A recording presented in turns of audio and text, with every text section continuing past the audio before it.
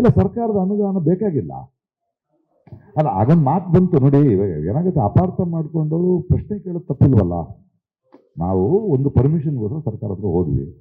So Prakash Rai ಅಂತವ್ರು ಹೋದಾಗ ಒಬ್ಬ ಪತ್ರಕರ್ತ ಅನುದಾನ ತಗೊಂಡಿದ್ದೀರಿ ನೀವು ಅಂತ ಪ್ರಶ್ನೆ ಕೇಳೋದು ಕರೆಕ್ಟು, ಅದಕ್ಕೆ ನಾವು ಉತ್ತರ ಕೊಡೋದು ಕರೆಕ್ಟು.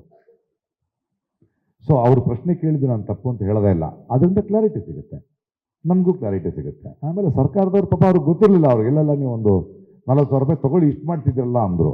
ಆಮೇಲೆ ಹೋಗಿ ಎಕ್ಸ್ಪ್ಲೇನ್ ಮಾಡಿ, ನೋಡಿ ಈ ಥರದ ಪ್ರಶ್ನೆಗಳು ಬರುತ್ತೆ.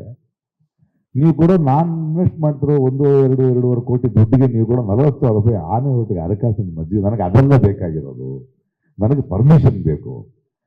ಯಾಕಂದ್ರೆ ಅಡಿಕೆ ಕದ್ರು ಕಳ್ಳಾನೆ, ಆನೆ ಕದ್ರನು ಕಳ್ಳ, ನನಗೆ ಯಾಕ್ರಿ ಅದು? ಆಮೇಲೆ ಸರ್ಕಾರದ ಅನುದಾನಗಳು ನೀವು ತಗೊಂಡ್ರೆ ನಾಳೆ ಅದರೊಳಗೆ 5 kg ಅಕ್ಕಿನೂ ಮಾರಿ ಅಂತಾರೆ, ನಾವೇನು ಮಾಡೋಕ್ಕಾಗತ್ತೆ? ಅದು ಅಲ್ಲವಲ್ಲ ನಮ್ಮ ಕೆಲಸ. ಸೊ ಈ ಥರದ ಪ್ರಾಜೆಕ್ಟ್ಗಳು ಹಂಗಾಗಲ್ಲ. ಬಟ್ 1 ವರ್ಷದ ನಂತರ, ಮಾರ್ಚ್ ನಂತರ ನಾವು ಕೊಡುವ ಒಂದು ಅನುಭವನ ಇಟ್ಕೊಂಡು ಅವರು ಶಾಲಾ ಶಿಕ್ಷಕರನ್ನ ತಗೊಳ್ಳಿ, ಅದಕ್ಕೆ ಬೇಕಾದ್ರೆ ಟ್ರೈನ್ ಮಾಡ್ತೀವಿ ನಾವು. ಇದು ಬೇಕಾಗಿಲ್ಲ. ಬಟ್ ಈ ಥರದ ಕೆಲಸ ನಡಿಬೇಕಾದ್ರೆ ಪತ್ರಕರ್ತರ ಕೆಲಸನೇ ಪ್ರಶ್ನೆ ಮಾಡೋದು. ಪತ್ರಕರ್ತನ ಯಾವ ಪ್ರಶ್ನೆಯೂ ತಪ್ಪು ಸರಿ ಅಂತಿರಲ್ಲ, ರೈಟ್ ರಾಂಗ್ ಇರಲ್ಲ, ಎಲ್ಲ ಪ್ರಶ್ನೆನೂ ಸರಿ ನಿನ್ನ ಹತ್ರ ಉತ್ತರ ಇದ್ರೆ. ಅರ್ಥವಾಯ್ತೆ? ಅದು ಅವನ ಪ್ರಶ್ನೆ ಮಾತ್ರ ಆಗಿರಲ್ವಲ್ಲ, ಜನರ ಪ್ರಶ್ನೆ ಆಗಿರುತ್ತೆ. ಕೆಲವು ಸಲ ಅವನ ಪ್ರಶ್ನೆ ಆಗಿರುತ್ತೆ, ಅದು ನಮ್ಗೆ ಗೊತ್ತಾಗ್ಬಿಡುತ್ತೆ. It is okay.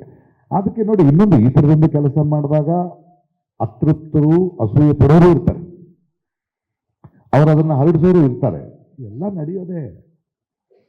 ಒಂದ್ಸಲ ನೀರುಗಿಳಿದ ಮೇಲೆ ಅದನ್ನೆಲ್ಲ ದಾಟ್ಕೊಳ್ತಾ ಹೋಗ್ಬೇಕು. ಅವರನ್ನು ಕೂಡ ಬದಲಾಯಿಸಿ, ಅಯ್ಯಯ್ಯೋ ಯಾಕಾದ್ರೂ ಕೇಳೋದು, ಇಷ್ಟೊಳ್ಳೆ ಕೆಲಸ ಮಾಡಿದ್ರೆ ನಾವು ಪ್ರೀತಿಯಿಂದ ಗೆಲ್ಲೋಣ, ಕೆಲಸದಿಂದ ಗೆಲ್ಲೋಣ, ಮುಗೀತಲ್ಲ.